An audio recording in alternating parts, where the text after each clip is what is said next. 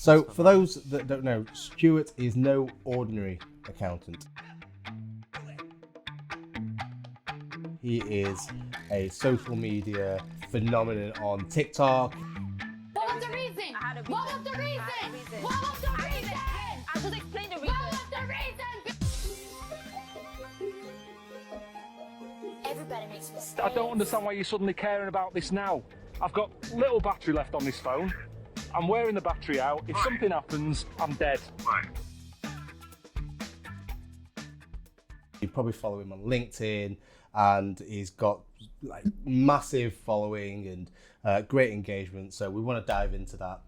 Stu, thanks for coming on to the podcast. Yeah, my pleasure. So there's loads of things I really want to sort of cover today, but let's just delve into like the big elephant in the room and talk about sort of how COVID, pandemic, I don't think we can escape talking about that.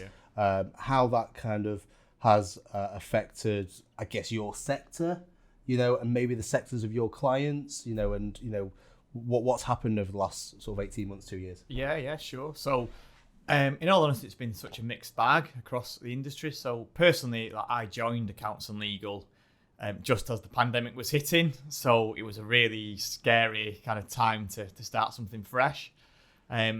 But instantly overnight for our business, we're a monthly payment service, if you like, in terms of our accounting services. And instantly when the pandemic hit, 30% cancelled. Right. Sheer fear, cost cutting, we need to steady the ship. So naturally for our own cash flow, we had to practice what we preach and really manage the numbers and help those clients get out of that situation, really, to try and get back on the survival. So it's for me, it's still been very much survive and thrive. There's been traditional, retail, hospitality, those obvious industries were dying and were in desperate need of support, while other people were thriving in the online world. Even looking at things like Zoom now, that's mainstream, that didn't exist. Yeah. So I think there were also a lot of opportunities for people that had side hustles that became something much bigger that took over from the day job. So in a crazy way, it allowed a lot of people to achieve some of the dreams, really, and try things that they'd always wanted to do but could never kind of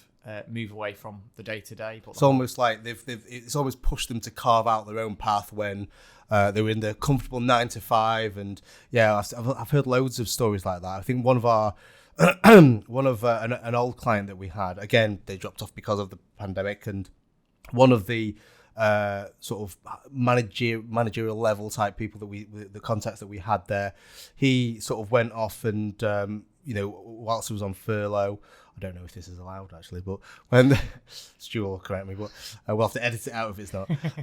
Whilst he was on furlough, he did like a side e-commerce business, and he ended up making like double what he was making. And I don't know.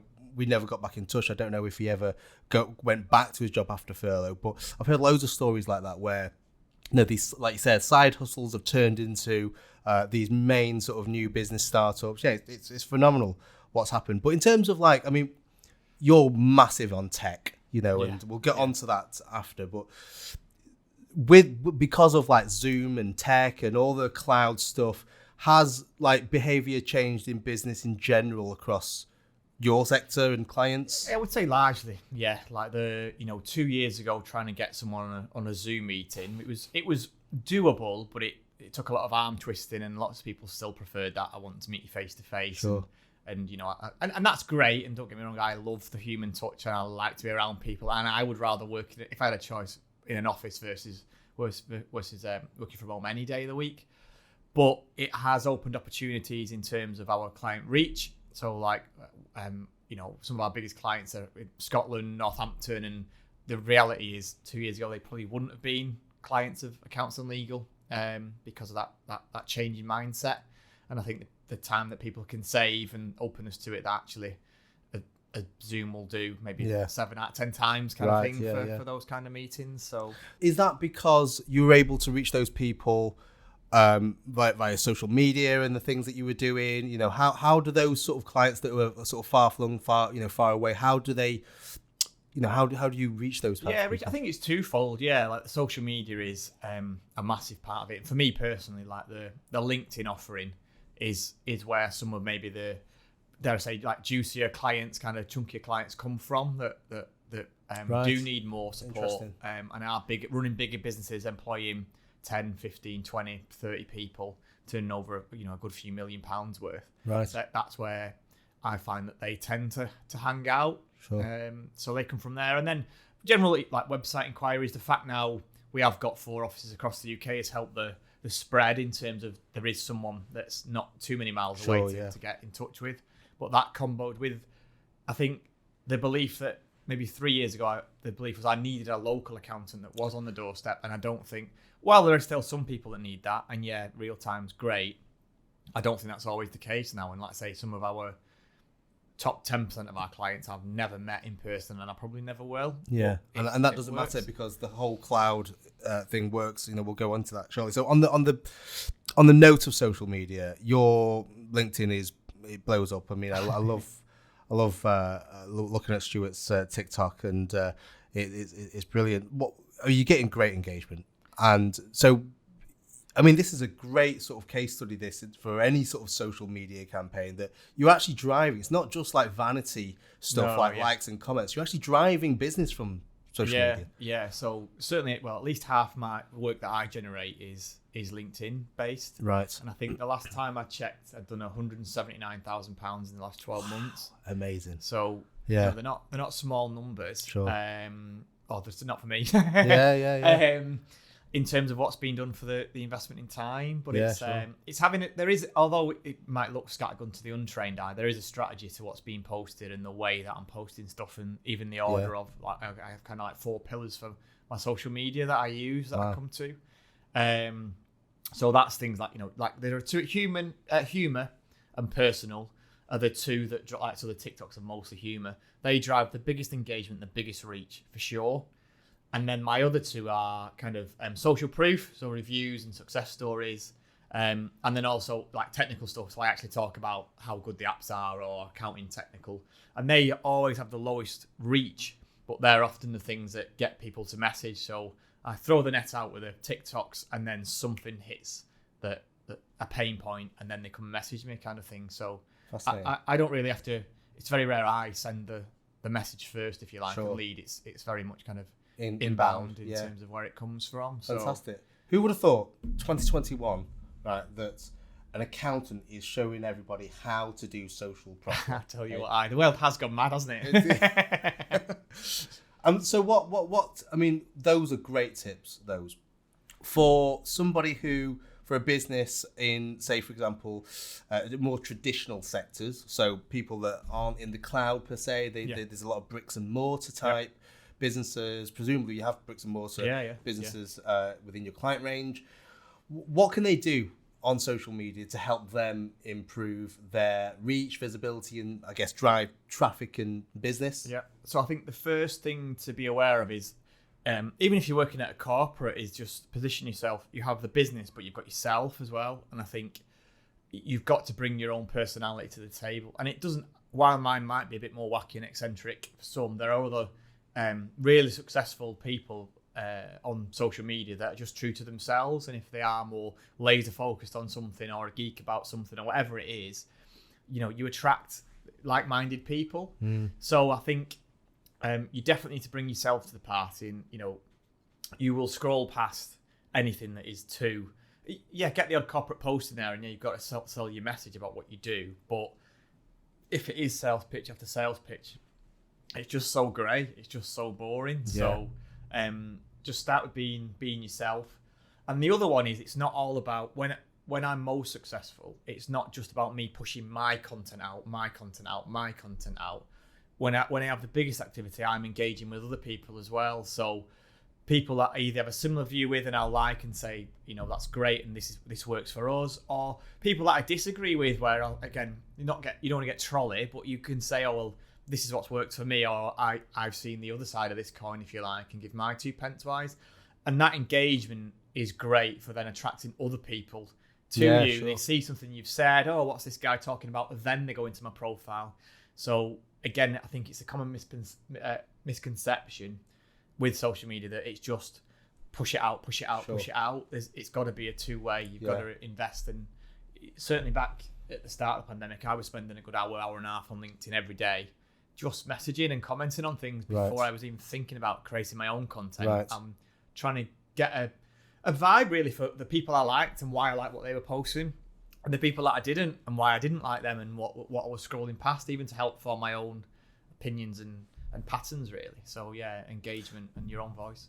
I think one thing, I think you mentioned it there in a roundabout way. One thing that I think your social media content that you push out really screams of is that authenticity, that you're not just trying to sell something, although that there may be a some kind of marketing message within there somewhere, but actually you are authentic to whether it's talking about the tech stack that you use, or maybe some client case study led type post. I think there's a level of authenticity there that you can't put on. Yeah. And I think that really shows. And I think a lot of people, there's a really fine balance there, because a lot of people think they overthink it almost. Yeah. They overthink what would people think about this and how do I word it. And I think sometimes that authenticity is probably more important than anything else. Yeah. So in terms of time that you spend on social media, and I presume you see this as a biz dev type activity rather than a vanity marketing. Yeah. What kind of time do you have to spend on a daily, weekly, So monthly basis? I try. I mean, it doesn't always happen, but 30 minutes to an hour on a day is perfect for proper engagement, for real engagement. Admittedly, sometimes I get into the habit in terms of my own content creation. It will be I like to do it in batches, so it's often a couple of hours at weekend, 2 hours, Right. and get together. I can easily get kind of 4 to 8 TikToks together that are ready. And are those planned?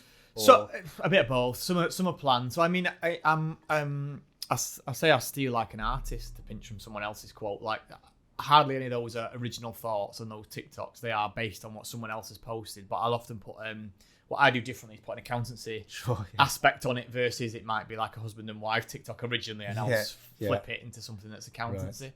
Right. And some just come about as and when. Like sometimes I'll just hear a soundtrack. Like we had one message today, so the Limp Bizkit keep rolling. For me, that's keep pay rolling. Yeah. So there's a payroll TikTok to be adding that. Yeah. And the other thing, what's now when I used to overthink posts, like you say, I think people do that a lot at the start. What I do now, there'll be points in a meeting where a client will just say a comment, and I'll literally say there and then, that is amazing. I'm writing that down, and that's on LinkedIn tomorrow. Like that's my comment. I had one. I've learnt more in 40 minutes with you than 4 years with my accountant, and that's like gold. Like, I'm having that. Yeah, and that's my point for that one. So all those comments, they're all real life client examples or client comments, and it's literally straight out of their mouths. I'm literally scrolling it down, or sometimes I'll literally post it live. Like mid-meeting, sometimes I'm so excited about it, and the client's okay with that. Like, so it's not overthinking is like the biggest. Like when I have my mental blocks, the biggest reason is because I'm sat there going, what would sound right? What would look right? Yeah, exactly. Whereas you kind of want to, it's quite scary that I think a lot of people find that authenticity scary because they think everyone's trying to sugarcoat everything. That is this the sort of brand sort of positioning we want to be, and it doesn't matter half the time. No one's really paying that much attention to it. They just kind of want to get the value from the post, right? Yeah. So that's fascinating. Automation for us. In business is big. That's what we do. We build automations, but obviously from an accountancy point of view, the automation tech that you use has it's been more apparent now, but I think over time, if we go back 10, 15, 20 years, bookkeeping was very much literally bookkeeping, right? Whereas now with all the technology that you employ, and we'll go into that shortly, it's changed the industry. Where do you see we are where we are now, but how do you see that improving even more? How do we automate even more? Yeah, I think AI can take things further, and certainly on the bookkeeping side of things. So at the moment, if you get an invoice from BT or Vodafone, someone ultimately, a human at their end, has still got to make that judgment call that that's telephone costs. Got you. But the machines have got that much data now that's in there that if 99.99 Vodafone invoices get posted to telephone, it can make that assumption itself. So I know there's a lot of work around nominal coding and even taking that away, that the machine not only will get the values off, but what type of expense it is, and take that to the next level. And also in reconciliations, you get your bank transactions, you get your invoices. Someone at the moment, although it can prompt that, this is a match, someone's still sat there looking pressing at seeing if it is actually a if match. it is. Right, and I think again, there's probably scope. Well, there is. I know the technology's there. The scope's there to take that further and auto reconcile some of those things that it's nailed on. Yeah, sure. Scary for some people because in terms of their job, or do I trust the machine? What one interesting thing with automation that I found at my old firm when I brought Xero in about 5-6 years ago, machine, things like Dex for your automation, it scans purchase invoices, codes them up, picks the values up. You could have 1,000 push through Dex, and it might get too wrong if the squiggle's not quite there, it's not quite clear, and people would jump on that. Oh, the machine's got it wrong. The machine, and it's done it in 10 minutes, done 1,000 and got 2 wrong.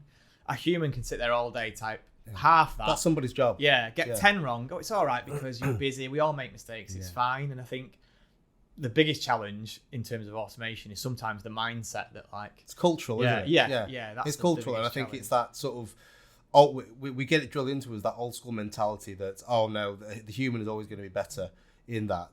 So AI is essentially where we're going with there's that automation. certainly on that automation level, right through, and even at some basic level advisory of the big thing with machines, obviously, there's so much data there for trend analysis kind of thing that the machines themselves can pick up on trends and highlight things that we can, but it would take us longer to trawl through some of that data, and certainly big volume, and certainly when it comes to benchmarking similar industries, without breaking confidentiality, these firms will know. They'll have thousands of restaurants on the books, and they'll know what the average margin is in the Northwest for a restaurant kind of thing. So how that information gets shared and benchmarked kind of thing there's so much power in that's not even tapped into yet at all. So where does it end? Where, in terms of the AI, is it going to be like Terminator? Is it going to be like, are we literally going to get to a point where, actually, this wasn't such a great idea, and there is actually no turning back now because the machines are. Is it going to get like that? What do you think? What do you think?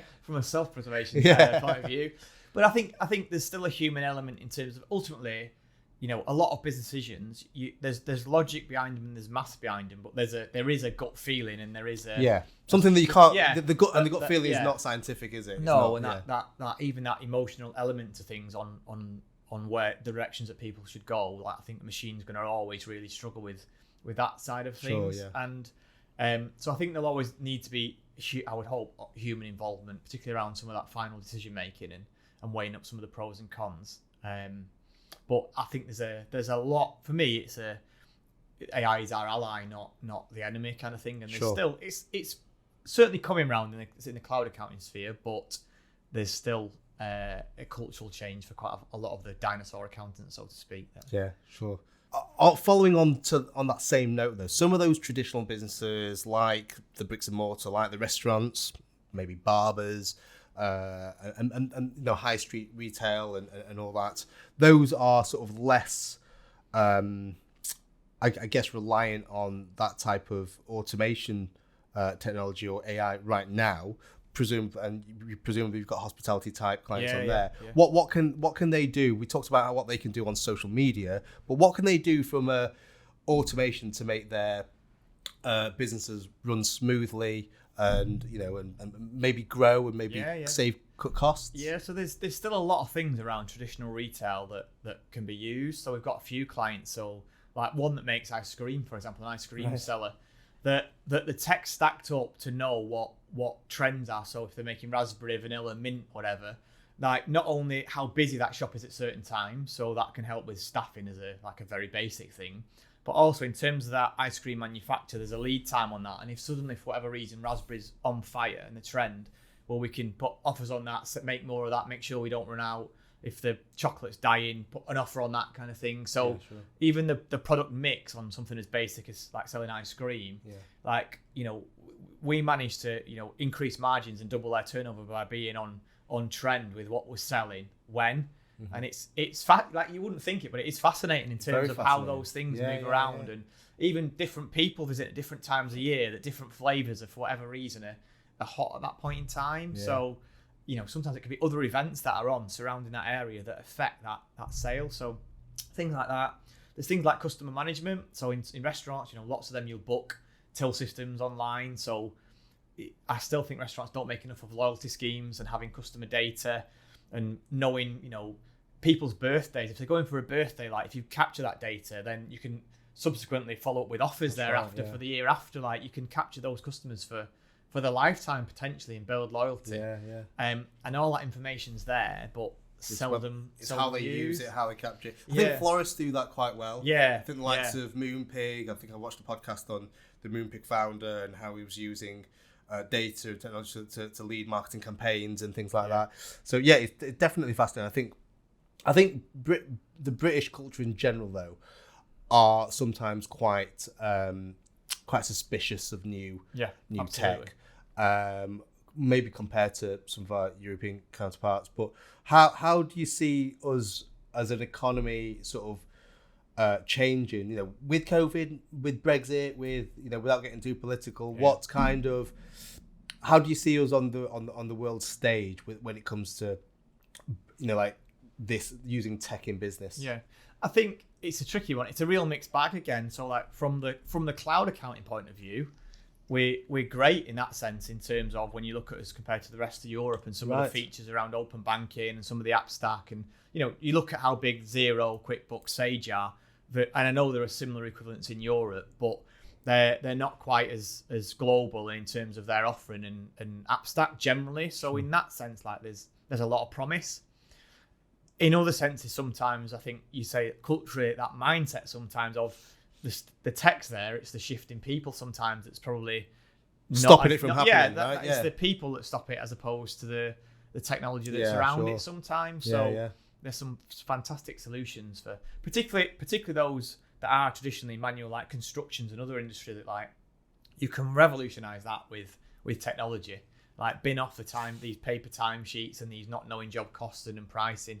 You can automate so much of that and know where everybody is at every point in time, not from a big brother point of view, but from a logistical planning things, like, and save so much time and efficiencies on where your forklift trucks are and where they should be, etc. And it's a shame that it still feels a little bit like the tip of the iceberg for so many businesses. I think in some respects, though, I think for businesses like yourself, accountancy firm where you've really adopted technology, and for agencies like us where we're really we really like to look at technology and how we can automate things, it's quite exciting. That's actually quite exciting because then it goes to show how big the potential market could be, because actually only a small percentage of businesses are actually adopting the tech stacks and automation, and so there's loads to do. And I think for me that's quite exciting. It's exciting. And the other, I guess, challenge is the longer a business has been around, the harder the changes. And if you are bolted to a desktop legacy system, I mean, look at the banks, for example. While on the surface there's these fancy apps and detail, in the background a lot of them banks is software from 30, 40 years ago that's still being duplicated by a person in multiple softwares. You kind of think, banking generally can be cutting edge in some areas, but back office wise, it's still very manual, and it is a difficult shift to move from legacy software. And I always say there's a 3 to 6 month pain point where things get worse before they get better when you make that, and you've got to be prepared for that both time wise and financially to be ready for that, and not expect it to be right with on cloud or using tech and it's right from day one. So accounts and legal, head office is where? London. Is in London, and then you were brought in to open the Manchester office or the Northwest office. So the North was originally Northwest. Down. Plan Manchester to start with. We've just opened Liverpool, and then with a bit of luck, we'll have one in maybe Leeds, maybe Nottingham. Next year. Great. Well, I think we met a year ago, just after lockdown, and I think you've grown tremendously. But why Manchester to start with? What's attractive about the city? A few things, really. I mean, it's great for new businesses in the area. There's a lot of technology. You look at some of the areas like Media City around Manchester. It's got the university, so in terms of both technology, new business, and staffing point of view as well, like Manchester's generally a great place for talent as well. So on the hiring front, it makes great sense as well. And in terms of its accessibility around the Northwest with its tram network, trains. Like in terms of being back face to face, it's got quite an appeal there that it's quite accessible right across the northwest. No, I agree. Manchester, it's all. I mean, a lot of people that have. A lot of our clients who have come up from London or moved their offices to have regional, like yourself, have said that they've moved staff from London to manage the Manchester offices. Have all said, "Oh, it's like a mini London." And it's fascinating. One of our team members has done exactly that. From the north, went down to London, came back up north because he didn't want the. He didn't want the London sort of vibe, but kind of found that within Manchester as well. Yeah. So that's fascinating. I mean, during the pandemic, the last 18 months to 2 years, lots of change. A lot of businesses have suffered, and there are things, I guess, that every business can do to cut costs and or to improve their business. What are the sort of mistakes that businesses make generally? What are the mistakes that everyone seems to be making? So there's a few common ones. Like the very basic one is know your numbers. Like it sounds daft, but so many business owners still run their business from a bank account and ins and outs, as opposed to looking at pipeline, what's coming, what the margins are. Are they as profitable margin wise as they were 6 months ago, a year ago, 2 years ago?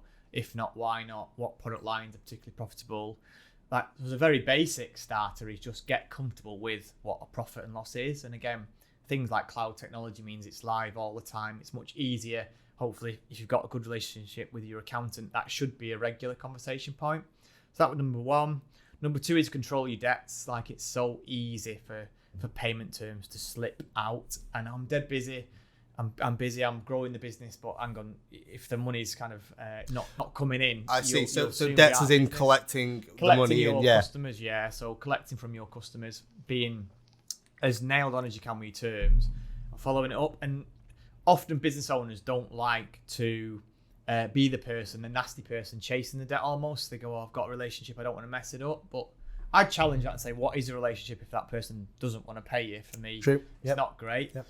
But again, there are some firms for a very small price. You can outsource that even if you're a one-man band for a fraction of the cost. There are also some really cool payment terms. So things like iWalker Pay that can give your clients 90 days, but you get paid straight away. So it helps them spread the cost. Yeah. Your customers can spread the cost, but you get paid straight away, and it's iWalker's problem. And you can do that on an invoice by invoice basis. So there's lots of cool tools that's doesn't need invoice discounting or anything big and scary. Sure. It's on an invoice by invoice basis. So know your debtors, chase them well enough would be another one. And lastly, know the difference between what is your money, you personally, and the company's money. I've seen so many people get tied up because they've spent company's money. Right. The concept of the companies to pay VAT and corporation tax, well, that can come 3 months, 9 months after you've made the sale. So you might have got 100 grand in your bank, but you might owe 30 of that to the revenue, but it can be months later. And if you go spending that 100 grand like it's yours, you're in a world of pain in 9 months' time. Yeah, and that's quite a common one, just that conception. And that happens a lot, does it?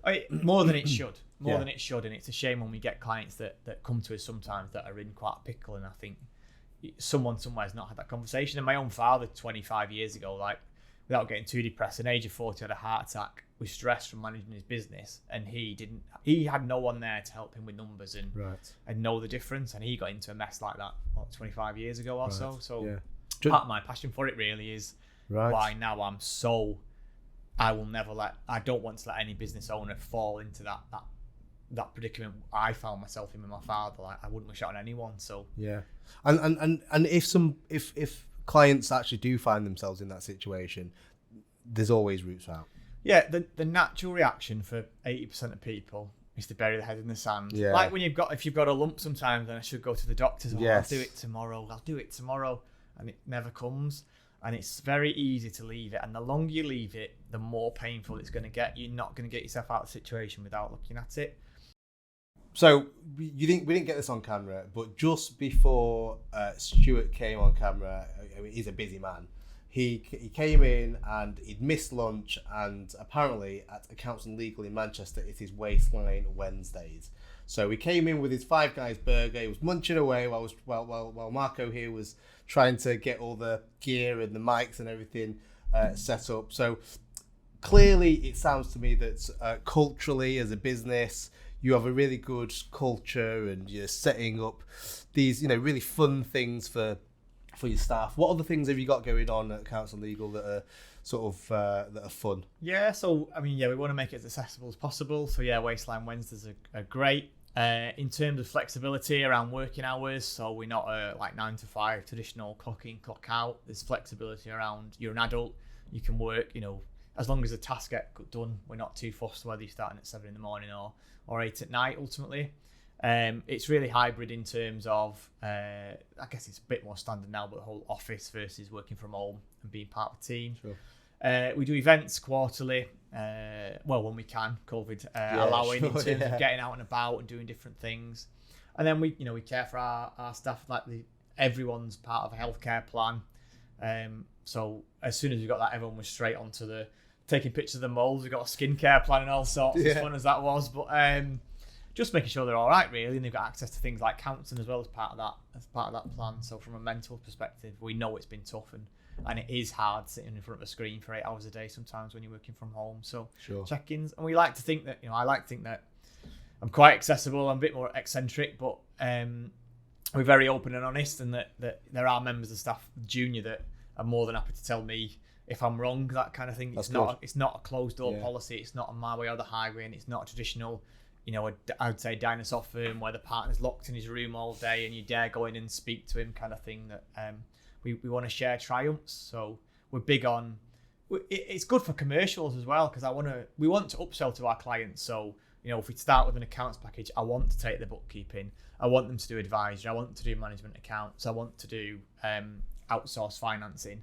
And we encouraged all the team to get involved in that and be really proud to have won some work or done a good job. And I think there is a great culture of proud to be an accountant and the difference that they're making and the extra advisory. So they're really happy, the client's really happy, and we make more money from it in terms of a bottom line profit. So for me, healthy and happy staff, happy business. That's it. Yeah, no, that's great. I think that's fantastic. Well, I think we've covered so much here, and I really thank you for coming on the podcast.